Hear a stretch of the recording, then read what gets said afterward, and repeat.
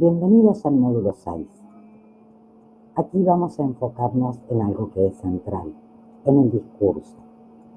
Todo lo que estamos viendo hasta ahora es realmente relevante y hace a la oratoria en la calidad que va a brindar. Pero esencialmente de lo que estamos hablando es del mensaje que queremos transmitir, para qué hemos decidido tomar la palabra. Y allí tenemos el discurso. En este módulo, entonces, vamos a abordar los aspectos centrales que debemos considerar al pensar el discurso. Por supuesto, siempre vinculado con todo lo que hemos venido trabajando previamente respecto del contexto, el auditorio o el público, el tiempo que tengo. No puedo dejar nada de lado. La oratoria es un arte, una ciencia que trabaja en capas, donde vamos sumando herramientas, vamos sumando perspectivas que permiten cumplir el objetivo de que nuestro mensaje impacte en el público que nos toca en cada ocasión. Para ello vamos a analizar puntualmente cuál es el objetivo del discurso. Recuerden esto, es decir, cuando uno toma la palabra lo hace para algo, independientemente si es frente a una persona o a un público masivo. Para algo tomamos la palabra, hay un objetivo, hay una intención en este proceso comunicacional. Luego vamos a revisar cuáles son las partes esenciales de un discurso. Por supuesto, los diversos discursos, si es un discurso por ejemplo, político, o si es un discurso académico, tienen algunas diferencias, pero esto que vamos a trabajar en las partes esenciales, sí o sí, corresponde a todo modo comunicacional para que sea eficiente. Luego vamos a ver cómo armar este discurso. Esto es un trabajo, es una tarea que se debe hacer a conciencia. Somos totalmente enemigas de la improvisación, aún que estemos hablando de que vamos a hablar de un tema en el que somos expertos o en el que ya tenemos mucha experiencia. Armar un discurso a conciencia y practicarlo y practicarlo y practicarlo hace definitivamente al resultado, al impacto que va a producir ese discurso. Vamos a incorporar también algunas miradas sobre los golpes de efecto. Hay un proceso en el cual decidimos aplicar golpes de efectos en nuestro discurso. Vamos a ver para qué y vamos a ver cuánto y cuándo. Como vimos respecto de otro tipo de efectos, los efectos son altamente productivos en el discurso, los visuales, los auditivos, los que hace el mismo orador, pero siempre y cuando no sobreabunden, si no confunden o dispersan al auditorio. Para finalmente conversar respecto de las versiones. Uno tiene que tener más de una versión y les vamos a contar por qué. Como siempre, les queda luego la ejercitación para poder pasar por el cuerpo todas estas experiencias, ponerlo en acción y desde allí comprobar qué puntos se están dominando ampliamente y en cuáles deben reforzar la práctica. Pueden, por supuesto, hacer los videos infinidad de veces, pero lo que va a marcar la diferencia es el tiempo de práctica que ustedes efectivicen sobre cada uno de los aspectos. Nos vemos enseguida. Vamos a abordar ahora el objetivo de un discurso. Cada vez que tomamos la palabra es para algo, si no es más valioso el silencio realmente. Ya sea que hemos decidido de motu propio tomar la palabra, o hemos aceptado la invitación de un anfitrión a exponer, nuestro objetivo ya está previamente definido y debe verse reflejado en nuestro discurso. En el mensaje que vamos a transmitir tiene que quedar claro cuál era el objetivo. No necesariamente lo digo explícitamente, aunque podría decirlo. Independientemente que sea una exposición frente a un público masivo o una conversación cara a cara individual entre dos personas, o, por ejemplo, si voy a hacer un trámite, si voy a hacer una compra, si voy a hacer una venta, si tengo una reunión con un cliente, o una exposición en una reunión, podemos definir tres tipos de objetivos generales que tienen los discursos. En primera instancia, un discurso puede ser informativo, puede ser también, en segundo lugar, un discurso que busca entretener al auditorio solamente, y en tercer lugar, un discurso que busca convencer, persuadir al auditorio respecto de una idea o de tomar una acción. En el primer caso, todo lo que vamos a plantearnos como objetivo es notificar, informar de algo, poner en conocimiento. Eso es un tipo de discurso que se caracteriza por ser de un modo un poco más frío, lineal y en general no abierto a demasiada interacción. Es una comunicación directiva, digamos, ¿no? Yo informo de algo, empiezo y termino sin que haya demasiada participación del otro. A lo sumo buscaré constatar que se ha comprendido la información, pero insisto, a lo sumo, porque hay ciertas comunicaciones masivas que es un poco más complejo constatar el nivel de comprensión o de aceptación. O no interesa, no es parte del objetivo, si realmente a todo el mundo le ha parecido bien lo que he informado. El objetivo es informar, informo. Si se requiere mucha claridad y la mayor concreción posible en el mensaje, para que el auditorio pueda estar enfocado, captando los datos importantes que debe retener de esta comunicación informativa. Otro tipo de comunicaciones son más bien del tipo de entretenimiento. Bueno, en ese caso sí es un estilo de comunicación más laxo, de muchísima interacción normalmente, en el cual abro a participación de parte del auditorio y en el cual me puedo tomar ciertas licencias que tendrán que ver con el contexto en el cual estoy concretando este discurso.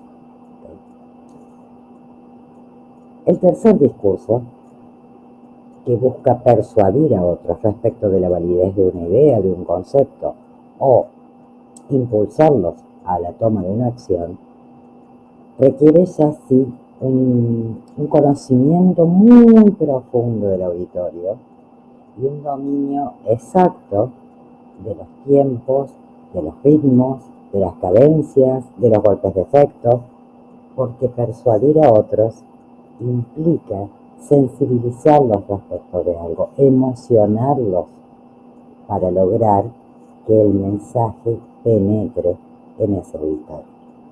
Hay una abismal diferencia entre un discurso informativo, por ejemplo, el discurso es informativo cuando se publica en un boletín oficial, una resolución, un decreto, es de público conocimiento, a partir de allí todos lo conocen. La verdad, no hay lugar en ese momento, en ese lugar, a una réplica, a un debate, no hay nada así, te informan.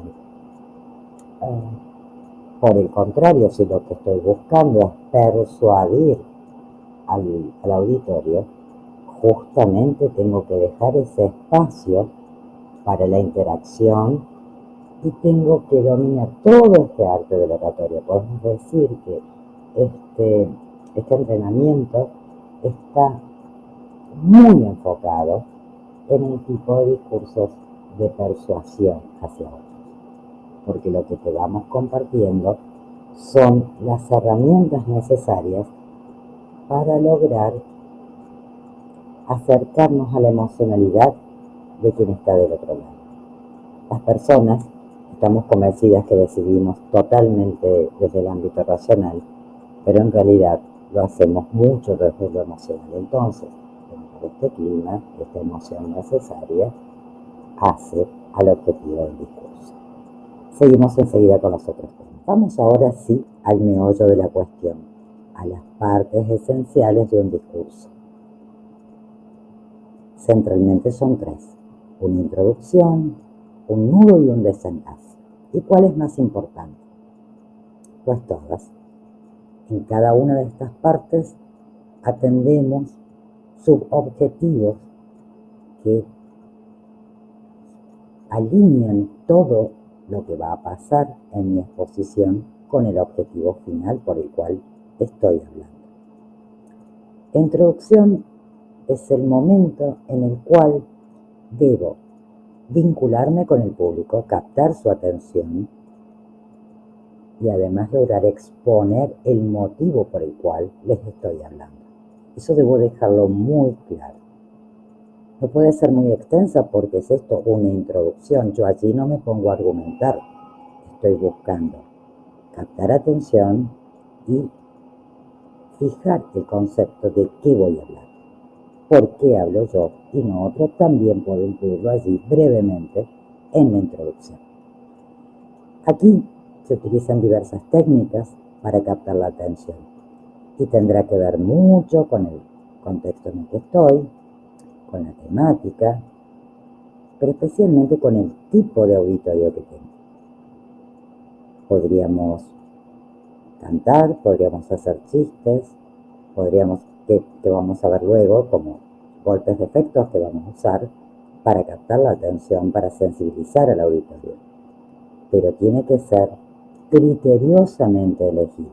Y por sobre todas las cosas, debo elegir una apertura que sea impactante, pero que tenga relación con lo que está pasando, con lo que quiero que pase. Pero esta parte, esta última parte, es el eje de la cuestión. Es lo que quiero que pase, no algo que pase. Porque bueno, porque me surgió allí, porque me sentí motivada. Vieron, van a haber introducciones que siempre, si ha habido un orador anterior, retoman algo que dijo el orador, rescatan algo de un orador anterior o de algo que pasó el día anterior en el evento. Eso también es válido, le da una continuidad, me incorpora lo que está pasando, me subo a lo que está pasando en el evento, soy parte activa del evento, no quedo descolgado, que eso también puede pasar. Eso es muy valioso. Entonces, buscamos captar atención en la introducción y clarificar el concepto central del mensaje. Luego pasamos al nudo. Esta es la parte un poco más extensa, donde sí voy a argumentar, donde voy a usar todos los recursos que he practicado para convencer si ese es el objetivo, para fijar comparaciones, para exponer resultados. Es decir, aquí me voy a explayar en todo aquello que sostiene mi mensaje, que valida mi mensaje, utilizando todas las técnicas de oratoria que aprendemos para que ese mensaje se vuelva parte, sea internalizado por el auditor. Y finalmente está el desenlace. Lo que no puede haber entre estas tres grandes etapas de un discurso es como una segmentación que se note claramente: introducción, nudo, desenlace. Es decir, acá tiene que haber una continuidad, una fluidez donde voy pasando de un momento al otro a través de una transición.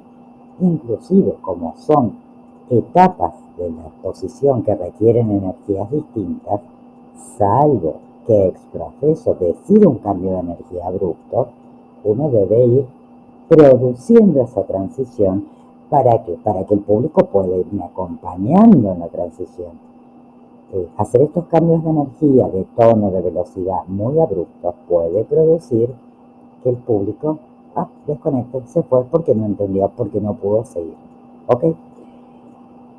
Y el desenlace, el cierre, ¿qué vamos a hacer? Vamos a retomar brevemente aquello que hemos planteado como objetivo, como motivo de mi exposición en la introducción, para fortalecer, rescatando del nudo brevemente, no vuelvo a argumentar, pequeñas citas, pequeñas frases, pequeños números. Pequeños me refiero, puedo poner un gran número así para recordar de cuánto dinero hablábamos, de qué resultados hemos obtenido. Es decir, rescato lo central del nudo que soporta mi comunicación objetivo y le tengo que dar un gran cierre. Este es el momento complejo desde lo energético. ¿Por qué? Porque normalmente a esta altura ya venimos como, bueno, queriendo terminar, queriendo irnos, y la energía va bajando. Bueno, pues esto se practica. Y el cierre tiene que ser grandioso. Tiene que ser un cierre tal que el público no tenga otra opción que no sea pararse y aplaudirnos y pedirnos bis, bis, bis. Queremos más. Todos nos van a ir a esperar a la puerta para seguir escuchándonos. Nosotros, que somos de Argentina, siempre decimos que el tango se caracteriza por la claridad del cierre, porque termina chan, chan. Eso es indudable. Allí se termina el tango. Para aquellos que gustan de la música, sabe que existen obras que cuesta saber, uno no entiende si tiene que aplaudir o no, porque no se sabe si terminó o no. Bueno, eso es lo que no debe pasarnos en nuestra oratoria. Debe quedar claro que terminé. También se pueden utilizar soportes de sonido o visuales que así lo indiquen. Pero insisto, tiene que ver con lo que yo voy diciendo y haciendo gestualmente, que le va marcando a todo el mundo que se vienen los aplausos porque viene el final. Practíquenlo mucho. Realmente lo que más recordamos en una exposición es el discurso. El discurso es lo que viene a ser. La oratoria es el discurso. El resto es accesorio. Entonces, ¿por qué insistimos con esto de fuera la improvisación? Tal vez nos estás viendo de otros países que tienen otros hábitos. Lamentablemente aquí se utiliza mucho y hasta se pondera como positivo la improvisación. Y realmente la improvisación no está buena. A veces sale bien, a veces se logra, pero confundir improvisación con espontaneidad es realmente un problema para un orador. Una cosa es ser espontáneo, que tiene que ver con ser genuino, con ser como yo soy, con mostrarme como soy, con animarme a exponerme. Y otra cosa es, nada, soy tan superado que voy y hablo de lo que me dicen y apuesto a que salga bien y a que logre el objetivo. Entonces vemos algunos discursos realmente incomprensibles por su desorden, incomprensibles por su contenido, o incomprensibles o inexplicables de cómo X persona se permitió en determinado ámbito semejante modo de expresarse o comportarse. Entonces, un discurso debe estar armado, debe estar preparado previamente. Solemos citar con Juli a un grupo de cómicos de nuestro país, muy reconocidos internacionalmente, Lelutier, que lamentablemente ya no existe como grupo, que cuando uno los ve, ya sean los videos pero en vivo, se nota especialmente, da la sensación de una gran improvisación. Todo es tan natural, todo fluye de una manera que parece que están improvisando. Pues ciertamente no es así. Está todo tan practicado y tan adaptado, los chistes, en este caso ellos son cómicos, al público al que van a entretener, en su caso, que fueron una marca registrada de lo que es un trabajo bien hecho que logra su objetivo. Pero eso es trabajo, eso es tiempo puesto en la revisión de los detalles del discurso, con todo lo que está adentro del discurso. Entonces, número 1, el discurso se trabaja. No nos vamos a ir a hablar porque se ve el tema a ver qué sale.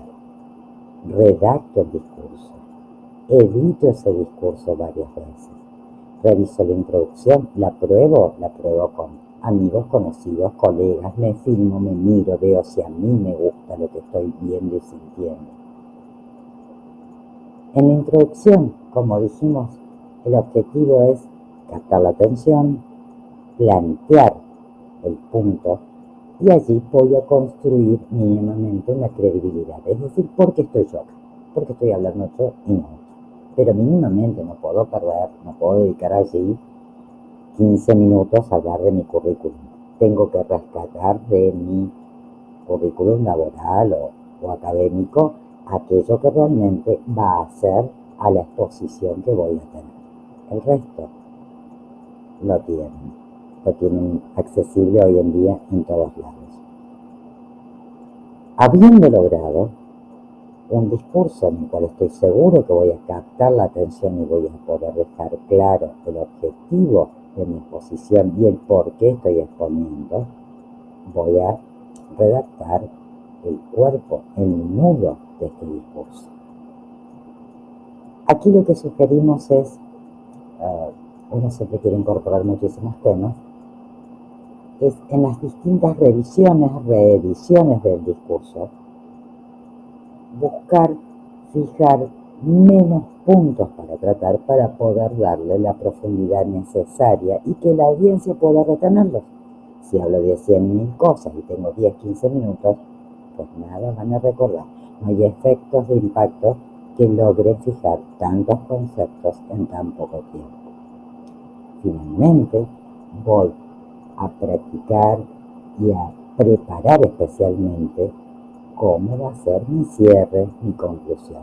Por esto que dijimos, debe ser algo que impacte, que perdure en el público y que rescate aquello que es central en el mensaje que vine a transmitir. Si tuviera que decir ahora con qué quiero que se queden de este armado del discurso es fuera improvisación. Ni siquiera los malabaristas, los actores circenses, nadie improvisa. Por eso vemos ese nivel de excelencia. Cuando sí improvisan, cuando no está practicado, cuando no está trabajado, lo notamos. Piensen, deben recordar ejemplos de esto. Llamamos golpe de efecto a todo aquello que el orador hace de modo exprofeso, decidido a conciencia y planificado, que busca modificar el estado de ánimo, energético o físico del público. ¿Para qué es esto? Al planificar, al armar el discurso, en muchas ocasiones definimos que resulta necesario, ya sea por el horario, por el tipo de público, producir un cambio en lo emocional, que abra un canal de comunicación, es decir, que predisponga, que genere un ambiente predisponiendo a este público a una determinada experiencia. ¿Cómo generamos esto? Con efectos especiales. Estos efectos especiales tienen mucho que ver con los soportes técnicos. Es decir, podemos producir golpes de efectos mostrando un video, una película, poniendo una determinada música. Por ejemplo, si vamos a abordar en el paso siguiente una experiencia de reflexión, de meditación, bueno, hay aromas, hay músicas que ayudan al público a sumergirse más apropiadamente en ese tipo de experiencia, dejando de lado otras sensibilidades que está atravesando. Podemos entonces querer asustar al público, hacerlo llorar, hacerlo reír, hacerlo divertirse, hacerlo pensar, hacerlo recordar, hacerlo moverse para cambiar su energía. A nosotros nos pasa muchas veces que en determinados entrenamientos presenciales nos contratan en horarios en los cuales nuestros asistentes están terminando su jornada laboral casi sin energía, o por ejemplo después de comer. Bueno, claramente debo generar una experiencia como orador que abra nuevamente a esa persona a la posibilidad de una experiencia de aprendizaje, porque por más ganas que tenga, hay toda una condición en lo que ha venido pasando en su día que requerimos cortar allí, generar otras sensaciones para luego abordar los aprendizajes desde el lugar más productivo. Como todo, la idea es que nos recuerden por el golpe de efecto. Yo soy una persona con baja tendencia a llorar o a mostrar ese tipo de emociones. Soy un poco expresiva realmente, no exteriorizo muchos sentimientos. Y sí recuerdo en un TED presencial en el Río de la Plata, en Buenos Aires, un trabajo que nos hicieron hacer de reflexión que fue previo, o sea, una experiencia previa a un trabajo de reflexión que claramente uno, por dominar estas técnicas, sabe que se hizo para predisponernos a determinado estado de ánimo antes de responder un test. Realmente lo lograron, me emocioné muchísimo, me acordé de muchísimas cosas importantes para mí, lograron el efecto buscado. Ahora, es genial que haya un efecto que predisponga para una acción o para una apertura que permita recibir el mensaje de mejor manera. Lo que no sería productivo ni eficiente es que nos recuerden como el orador de los efectos especiales. ¿Esto qué quiere decir? Que solo recuerden que produjimos este efecto, luego este efecto, luego este efecto, pero no saben para qué lo hicimos. Claramente, el público, en caso de que registre realmente que hubo esta situación, debe poder comprender, mira qué bien, me mostraron esto, me hicieron oler este perfume, me trajeron esta comida, o sea, lo que decíamos como golpe de efecto, y entender para qué se hizo, para un fin, y valorarlo positivamente, entender que lo ayudó a aprovechar de mejor modo la experiencia que le ofrecían que transitar. Si requiere que sea como un efecto sorpresa, si es demasiado previsible, si se va a venir muy claro, difícilmente surta el efecto. Quisiera que recuerden entonces esto, no somos productores de efectos especiales, pero sí podemos utilizar golpes de efectos definidos, planificados en el sentido de qué voy a hacer, cómo lo voy a hacer, cuándo lo voy a hacer y especialmente para qué lo voy a hacer, lo pongo dentro del armado de mi discurso. Prueben. Para ir finalizando con este módulo, vamos a hablar de cómo tiene que ser el discurso. Corto, largo, más o menos. Bueno, corto o largo, depende de qué. Normalmente, cada vez que vamos a hacer una exposición, desde una conferencia, un congreso, una reunión de trabajo, una reunión de consorcio, una reunión de escuela, una entrevista, hay tiempos prepautados. Pero este prepautado es solo eso, un pre, como un ideal al que el anfitrión y nosotros, o nosotros como anfitriones de otros, hemos fijado como tiempo ideal en el cual podemos expresar nuestras ideas. Pero imprevistos hay. Hay casos donde es mucho más notable.